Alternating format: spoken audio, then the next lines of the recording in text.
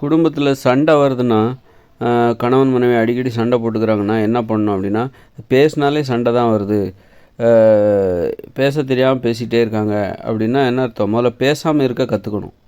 2 பேரும் ஒன்றா கூடி இனிமேல் நம்ம வந்து ஒரு 10 நாளைக்கு பேசாமல் இருப்போம் அப்படின்னு ஒரு பயிற்சி எடுத்து, எ எக்காரணம் கொண்டும் பேசாமல் சைகை மூலமாக பேசிக்கொள்ள வேண்டும். அந்த மாதிரி பயிற்சி எடுக்கும்போது 10 நாள் அல்லது முதல்ல 2 நாள், 1 நாள் பேசாமல் இருப்போம், அடுத்து 2 நாள் பேசாமல் இருக்கணும். அப்படி அந்த மாதிரி ஒரு 10 நாள் பேசாமல் இருக்க அடிக்கடி இது போன்ற பயிற்சிகள் எடுத்தால் பேசாமல் இருக்கவே கற்றுக்கிட்ட பிறகும் எதுக்காக தேவையில்லாமல் தவறான வார்த்தைகளை ஏன் பயன்படுத்த போகிறாங்க? எங்களுக்கு தான் பேசாமலே இருக்க தெரியுமே, அப்புறம் நாங்கள் எதுக்கு வந்து தவறான வார்த்தைகளை பயன்படுத்த போகிறோம் அப்படின்னு சொல்லிட்டு அதுக்கப்புறம் பேசும்போது கவனமாக பேச ஆரம்பிச்சிருவாங்க. சரியான வார்த்தைகளை பேச ஆரம்பிச்சிருவாங்க. ஏன்னா சண்டையே இல்லாமல் அவங்க இருக்க பழகும்போது அது நல்லா இருக்குது. அதாவது சண்டைன்னா விரும்பத்தகாத சண்டைகள், விரும்பத்தகாத சண்டைகள் இல்லாமல் எங்களால் இருக்க முடியும், எங்களால் வந்து எங்களுடைய வாயை கட்டுப்படுத்த முடியும், பேசாமலே எங்களால் இருக்க முடியும். அப்படிங்கும்போது நாங்கள் எதுக்கு தேவையில்லாத பேச்சு நாங்கள் ஏன் பேச போகிறோம்? சண்டைகளை ஏற்படுத்தக்கூடிய பேச்சை நாங்கள் ஏன் பேச போகிறோம்? சண்டையை நாங்கள் விரும்பலை, நாங்கள் தேவையில்லாத பேசாமலே எங்களால் வந்து ஒரு 10 நாள் வரைக்கும் இருக்க முடியும், 20 நாள் வரைக்கும் கூட எங்களால் இருக்க முடியுங்கும்போது நாங்கள் ஏன் வந்து ஒரு பிரச்சனையை வரவழைக்கிற மாதிரி நாங்கள் ஏன் பேச போகிறோம்? சண்டைகளை உருவாக்குகிற அளவுக்கு நாங்கள் ஏன் பேச போகிறோம்? பிறர் மனதை புண்படுத்திய அளவுக்கு நாங்கள் ஏன் பேச போகிறோம் அப்படின்னு சொல்லிட்டு வாய் கட்டுப்பாடு, அதான் பேசுவதில் கட்டுப்பாடுங்கிறது எங்கேருந்து ஆரம்பிக்குது? நம்ம பேசாமல் இருப்பதிலிருந்து தான் ஆரம்பிக்கிறது. பேசாமலே என்னால் இருக்கவே முடியாதுன்னா கண்டிப்பாக அவர்கள் பேசுகிற பேச்சு எல்லாமே அமைதியின்மையும் ஒரு துன்பத்தையும் தான் ஏற்படுத்தும், பிறருடைய மனதை புண்படுத்த தான் செய்யும்.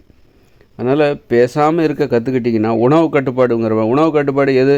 உண்ணா நோன்பு என்பது உணவு கட்டுப்பாடு, அப்படி தானே? அதை சிறப்பாக சொல்கிறாங்க. உண்ணா நோன்பு இருந்துட்டால் உடம்பு ஆரோக்கியமாக இருக்கும்னு சொல்லிட்டு அதை எல்லாருமே வந்து சிறப்பாக போட்டுறாங்க. அதை ஆனால் நிறைய பேரால் பின்பற்ற முடியல. அதே மாதிரி தான் இப்போ நம்ம உண்ணா நோன்பு இருக்க தெரியல அப்படிங்கும்போது நம்ம எதையாவது சாப்பிட்டுட்டே இருப்போம், சாப்பிட பழகிட்டோம், ஆனால் சாப்பிடாமல் இருக்க நமக்கு தெரியல, அதனால் எதையாவது சாப்பிட்டுட்டு கடைசியில் உடம்புல நோய் வந்துடும். அதே மாதிரி தான் பேசுகிறதுங்கிறது வந்து பேசாமல் இருக்கவும் கற்றுக்கொள்ள வேண்டும்.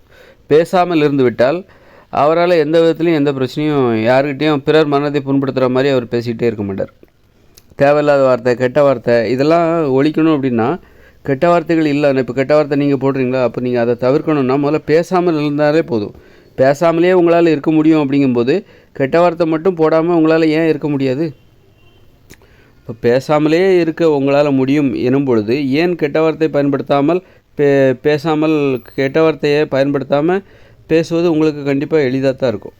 கெட்ட வார்த்தை மட்டும் போடாமல் ஏன் இருக்க முடியாது? பேசாமலே என்னால் இருக்க முடியும். அப்படி இருக்கும்போது என்னால் ஏன் கெட்ட வார்த்தை போடாமல் இருக்க முடியாது? என்னால் முடியும். அது கெட்ட வார்த்தை போடாமல் என்னால் கண்டிப்பாக பேச முடியும், பேசாமலே இருக்க முடியும். என்னால் 10 நாள் கூட இருப்பேன். அப்படிப்பட்ட என்னால் கெட்ட வார்த்தை போடாமல் என்னால் கண்டிப்பாக இருக்க முடியும். அது ஒன்றும் கஷ்டம் கிடையாது எனக்கு அப்படிங்கிற அந்த இது. அதனால் பேசாமல் இருப்பது பாருங்க, அது ரொம்ப அற்புதமான ஒரு பயிற்சி. உண்ணா நோன்பு என்பது ஒரு அற்புதமான, உண்ணா நோன்பு அல்ல, பேசா நோன்பு, பேசா விரதம்.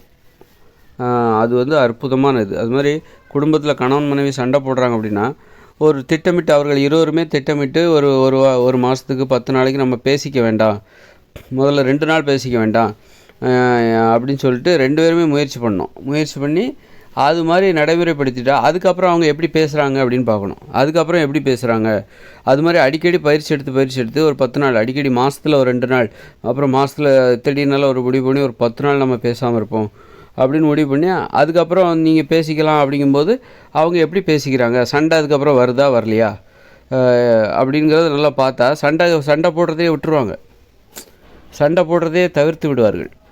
அது ஒரு அற்புதமான தீர்வு. ஏன்னா பேசாமலே இருந்து சண்டை போடாமலே இருந்து அவங்க பழகிட்டாங்க. அப்படி இருக்கும்போது திரும்பவும் சண்டை போடுறதுக்கு வாய்ப்பே இல்லாமல், சண்டை போடாமல் எப்படி போய் இருக்கணும் அப்படிங்கிறதுக்கு அவங்க கற்றுக்கிட்டாங்க, அமைதியை கற்றுக்கொண்டார்கள், பேசாமல் இருக்க கற்றுக்கொண்டார்கள். அதனால் அந்த வீட்டில் அமைதி என்பது கண்டிப்பாக இருக்கும். அமைதியை ஏற்படுத்துகிற மாதிரி தான் அப்புறம் பேசுவாங்க. அமைதியாக இருக்க கற்றுக்கொண்டார்கள். அதன் பிறகு அவர்கள் பேசும் பொழுது பேசாமல் இருந்து அமைதியாக இருக்க கற்றுக்கொண்டார்கள். அமைதினா என்னன்னு தெரிஞ்சுக்கிட்டாங்க. பேசாமல் இருந்தால் அந்த வீடு எப்படி இருக்கும், அதாவது சண்டை போடாமல் இருந்தால் அந்த வீடு எப்படி இருக்கும், பேசாமல் இருந்தால் இந்த வீடு எப்படி இருக்கும் தெரிஞ்சுக்கிட்டாங்க. அதுக்கப்புறம் நீங்கள் பேசிக்கலாம். அப்படிங்கும்போது அந்த பேசினாலும் அதில் அமைதி இருக்கிற மாதிரி பார்த்துப்பாங்க, சண்டை வராமல் பார்த்துப்பாங்க. அதனால் பேசாமல் இருக்கிற அந்த நோன்பு இருக்குது பாருங்கள், அது அற்புதமான நிறைய பிரச்சனைகளுக்கு தீர்வு தந்துடும். நிறைய பிரச்சனைகள்லாம் நம்ம வந்து அவசரப்பட மாட்டோம். உணர்ச்சி வசப்பட்டு ஏதாவது பேசி கோவப்பட்டு சண்டையை வரவழைக்க மாட்டோம். ஏதாவது பிரச்சனையில் மாட்டிக்க மாட்டோம். அசிங்கப்படுறதுக்கு வாய்ப்பு இருக்குது. அதனால் பேசாமல் இருக்கிற அந்த நோன்பு இருக்குது பாருங்கள், அற்புதமான ஒரு பயிற்சி, மிகச்சிறந்த பயிற்சி. உண்ணா நோன்புக்கு இணையானது பேசாமல் இருக்கின்ற அந்த பயிற்சி, உண்ணா நோன்புக்கு இணையானது. அதனால் உண்ணா நோன்பு நம்ம எப்படி அடிக்கடி கடைபிடிக்கிறோமோ அது மாதிரி கடைபிடிக்கணுமோ அதே மாதிரி தான் பேசாமல் இருக்கிற அந்த பயிற்சியை வாரத்தில் ஒரு வாட்டியாக கடைபிடிக்கணும். வாரந்தோறும் ஒரு நாள் நான் பேச மாட்டேன் அப்படின்னு சொல்லிட்டு அந்த மாதிரி ஒரு பயிற்சியை கடைபிடிக்கணும்.